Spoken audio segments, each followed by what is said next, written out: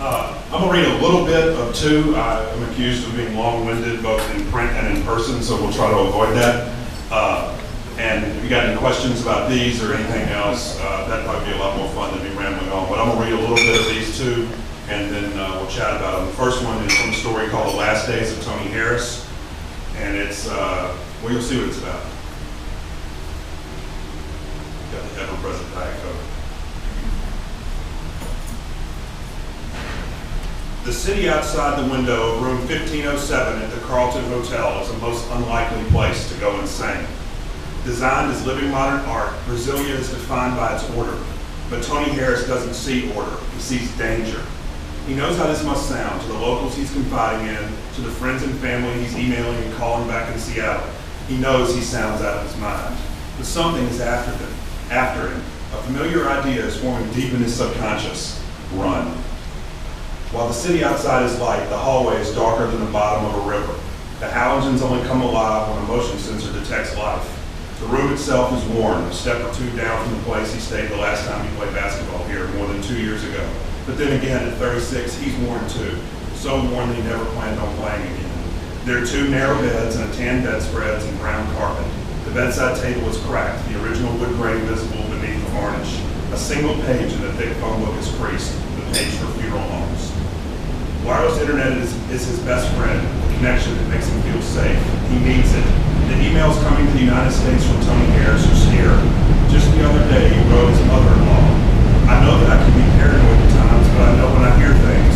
When people stop talking when I come into the area, I pray that I'm wrong, Connie. I want to see my family again. I love my wife so much. I want to see our child that Lori and I are having. I didn't come back here for them to set me up and kill me. The phone next to the bed is the other lifeline. Dial 82 for a wake-up call. Dial 2 for room service, like he did yesterday to have a little piece of home sent up, a steak and a Coca-Cola. Dial 0 for an outside line. 0 takes him home. Yesterday, he talked with his wife, Lori. He told her of the closing darkness, of the whispers in the locker room. He had slept with someone's wife the last time he played here, or that he fled the country because he had AIDS. That's why he brought proof of his negative AIDS test to show the players and stop the whispers. They didn't seem interested, and he didn't understand. So last night, on the phone with Lori, confused and scared, he began settling his accounts. Tell my mama I love her. Tell my son I love him. Finish school and make something of himself. And then I'm proud of him. You're scaring me, she said. I need to tell you this in case something happens to me, he said. Last night, he thought he was dead for sure. This morning, the plan begins to form. He asked Brent Merritt, a friend from Seattle who played here once, to call the team. And Tony follows up with an email asking Brent to call back if he doesn't hear from him. Asked to speak to me, he instructs. But then the thought enters his head. What if the team has someone pretend to be him? What would Brent do? He needs a test. Yes, a test. That's it. So he gives Brent a password of sorts. Asks the person claiming to be me what the name of my dog is. If he doesn't say Enya, then it isn't me. Then he goes to play for his new team, Universo. Once, not that long ago, Tony was one of the best players in the Brazilian league. Tonight, he doesn't take a single shot. When the game is finally over, he rushes back to his hotel room, away from the tailing cars and lobby whispers. The sun has gone down. If he could see this from above, like a god or an omniscient narrator, he'd see the city as an island of lights in a vast darkness. Out the window to the left is the famous television tower, the highest man-made point in Brazil, a raised fist of those who came out here into the bush 5 decades ago to hack out civilization.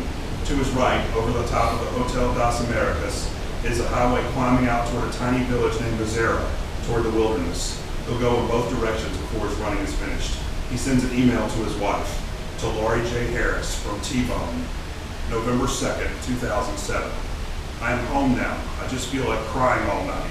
Babe, I'm really paranoid. I still think they're going to try to do me harm. Why do I feel this way? I'm not sure. Forgive me, please, babe. I am sorry. Tell me why when I got home, the TV was way up loud, and when I left, it was really low, and the maids cleaned my room earlier. Soon, Tony Harris falls asleep. It will be the last night of his old life. There's a section break. Our man in Brasilia orders a caprihania. Gauchos around him carry skewers of meat. He wears a green shirt, and his head is crowned with a full crop of hair. His name is Simon Henshaw, a diplomat's name. His title is Consul General, a diplomat's title. He's been around the world, to the banana Pacific in Africa. He is a man who has heard truth and lies, who has seen light and dark, and learned there's but a thin line separating the two. He lives in the city, but he understands the wilderness. It surrounds him. A half hour out of town in any direction, he says, there's desolation. For the past month, he has been investigating the strange case of Tony Harris, Seattle basketball star to Washington State Cougar to international professional to gone. He too wants to know what happened out there. It's so hard to make sense of it all. He wants to know what you will be writing. Well, you tell him there's a lot of Joseph Conrad in this tale of a man who travels down his own personal Congo, a descent until the jungle consumes him at the journey's end. He learns there's danger and evil in the world and is unable to escape its fated pull. Henshaw mulls this over. Whose curse, he asks? The darkness chasing Tony Harris. Is it out in the world or is it inside of his mind? That's all of that one right there.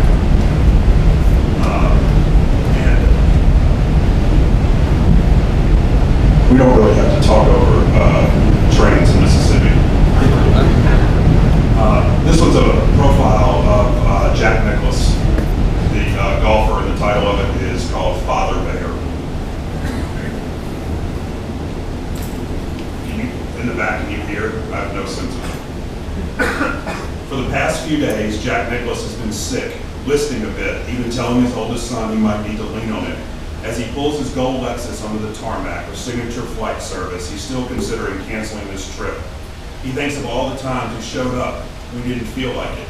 He even kept an appointment after his grandson died. Jack believed a commitment should be honored. That's how his dad taught him to act. Now, pushing 70, he can't remember ever missing a business trip. He doesn't want to start today, so he's here, on muscle memory mostly, fighting a sinus infection and a hacking cough, parking his car next to the gleaming white Gulfstream 5, tail number N1JN, affectionately called Air Bear, but even now he isn't sure.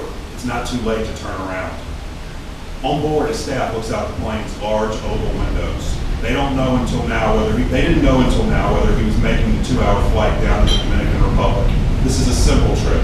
2 countries in about 36 hours, 2 golf courses to design, a few news conferences, a convoy of Range Rovers, a beachside villa or 2, a handful of ministers, and 1 ambassador to meet. He told everyone he was a games-of-time decision, and now he's headed toward the jet in shorts and an orange golf shirt. Just a minute before, Communications Director Scott Talley sent someone down to get something from the car. Everyone is confronted by a potentially unpleasant start to the day. An ailing bear, ready to get on with it, waiting on them. Jack doesn't like to wait. The men on the plane look at each other, clearly thinking the same thing. I told him to hurry, Talley says. Jack climbs the stairs, looking worn out. Sinatra plays on the jet stereo. Sinatra is almost always playing on the jet stereo, and Jack almost always notices if someone tries to slip in a different CD. The Motown disc made it 1 song. Jack says his good mornings, slumping into the big blue leather seat in the middle row. I'm still deciding whether to go, he says. The plane begins to roll forward, the pilots bringing the engines to life. Air Bear is cleared for takeoff. Jack leans back into his seat. He manages a smile. I guess it's too late to say no, he says. He moves with a sense of urgency. That's what people notice about him first. Decades removed from his golfing prime, Jack works more now than he did then, flying around the world, coming back to southern Florida so he and his wife Barbara, known to the little ones as Peepaw and Mimi, can watch their 21 grandchildren in sporting events, recitals, and plays. Then he's back on the road, visiting 24 countries and as many states in the past year, a man with infinite dreams and a finite amount of time to make them come true. He's the head of Nicklaus Design and Nicklaus Companies, which employ all 4 of his sons and his son-in-law. Everyone depends on him, and he delivers, regularly running his staff, some of them half his age, into the ground. He doesn't want to talk about the glory days. Yesterday's boring, but today is full of wonder. Today is a blank canvas. He takes care of himself. He's had 1 career undone by an aging body, and he doesn't want that to happen again. I haven't had caffeine for 30 or 35 years, he says as the plane climbs to cruising altitude. I haven't had a soft drink since the 80s. I haven't had a cigarette